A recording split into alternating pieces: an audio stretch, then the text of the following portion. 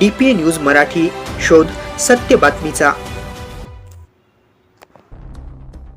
नाशिक शहरात पाणी टंचाईचा प्रश्न गंभीर असताना प्रशासनाच्या निष्काळजीपणाचा आणखी एक प्रकार समोर आला आहे।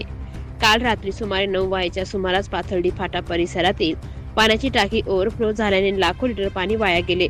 विशेष म्हणजे आठवडाभरात ही दुसरी वेळ असल्याने नागरिकांमध्ये तीव्र संताप व्यक्त केला जात आहे।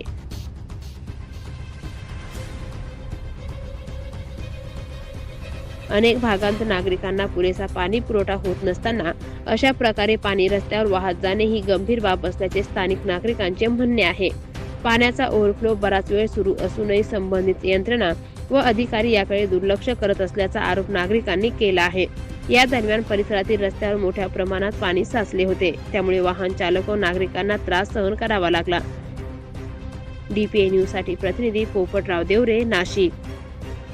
ताज्या घडामोडी व अपडेट जाणून घेण्यासाठी आताच DPA न्यूज चॅनलला सबस्क्राइब करा आणि बेल आयकॉन क्लिक करायला विसरू नका।